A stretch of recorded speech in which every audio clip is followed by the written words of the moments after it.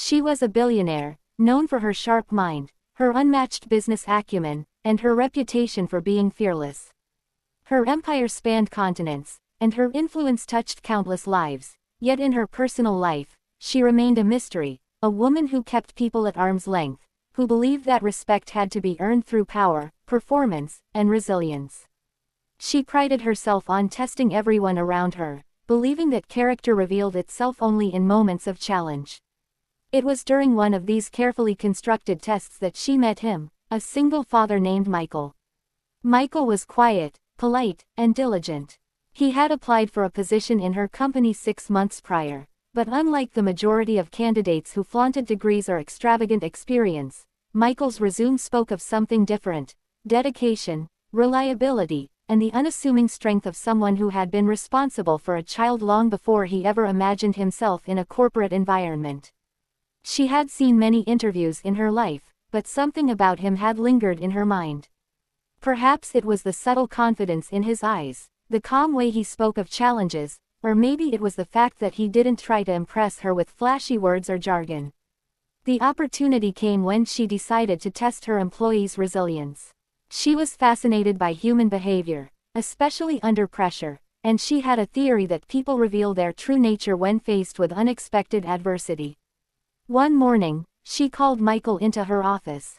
The room was sleek, filled with the quiet hum of technology, yet it carried the weight of authority that made most visitors nervous. "Michael," she began, her voice calm but authoritative, "I have been observing your work over the past months, and I need to see how you handle something difficult. I'm letting you go." Michael blinked. His mind raced, but he didn't react in the way most people did.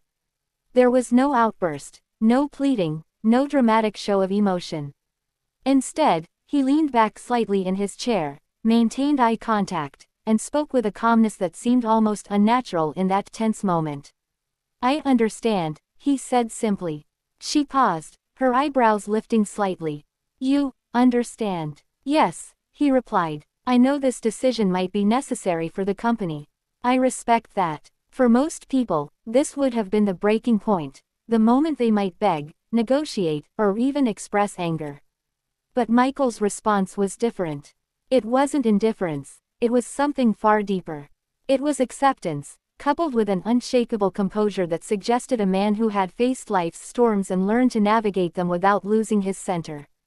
"You don't seem upset," she remarked, leaning forward. Michael smiled faintly, a mixture of humility and quiet strength. "I'm disappointed, yes, because I cared about this job and the people I worked with. But I also understand that life doesn't always go the way we plan. I have responsibilities, my child, my family, and I've learned that resilience is not about never falling, it's about how we rise after we fall." She stared at him, momentarily taken aback. Most people in her office would have crumbled, argued, or tried to prove their worth. Michael's calm acceptance was disarming. It was as if he were showing her a mirror, reflecting something she had long forgotten: the power of humility, patience, and unshakable inner strength.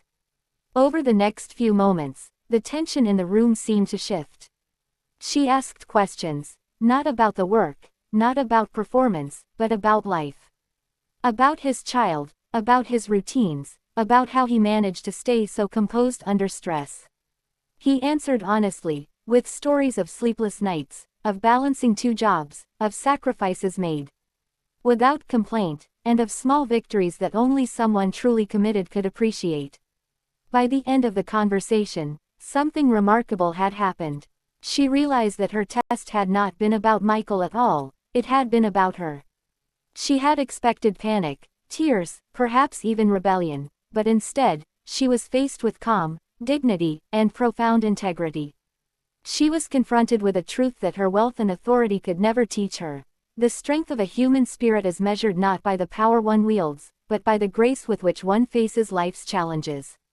In the days that followed, she couldn't stop thinking about him. Not because he had begged or pleaded, but because he had shown her something far rarer: the quiet strength of character.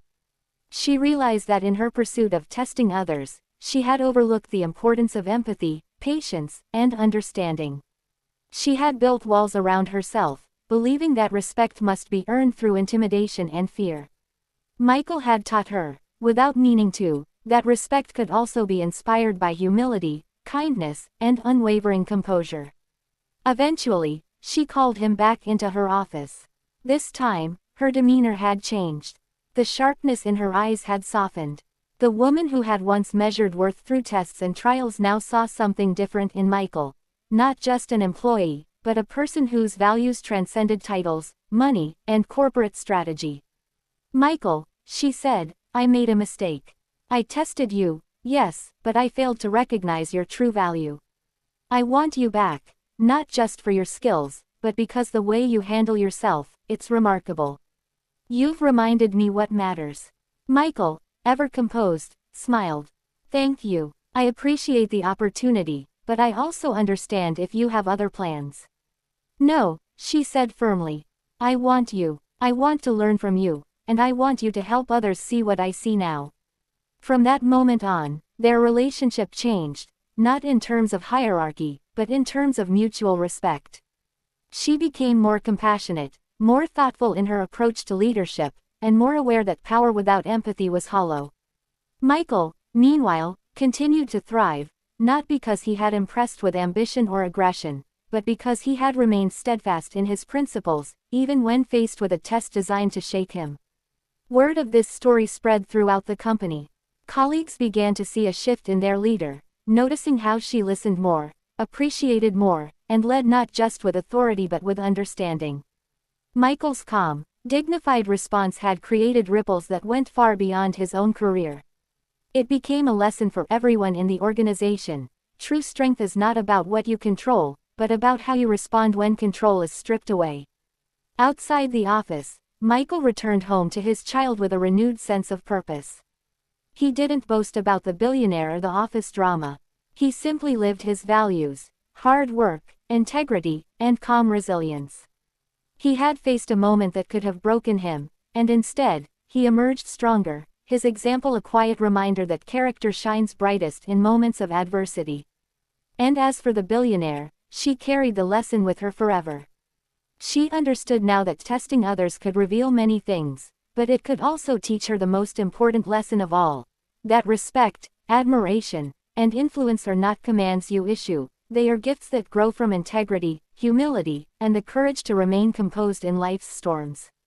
Sometimes, the smallest acts, the quiet strength of one person, have the power to change someone who seemed untouchable.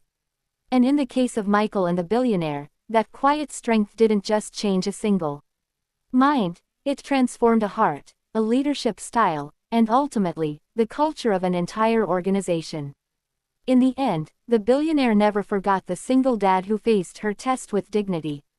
She told herself often, "It wasn't his calm that changed me, it was my willingness to notice it." And perhaps that's the greatest lesson of all. Greatness isn't only measured by what you achieve, but by how you recognize and honor greatness in others. Because sometimes, the people who seem ordinary at first glance are the ones who leave the most extraordinary impact. This script is paced for a YouTube storytelling video, with room for visual cuts, reactions, and emotional music cues. It's approximately 2,000 words. If you want, I can also rewrite it in a punchier, YouTube viral style, with short sentences and dramatic pauses so it reads more like a 7 to 10 minute video script that keeps viewers hooked. It would make the story even more watchable. Do you want me to do that next?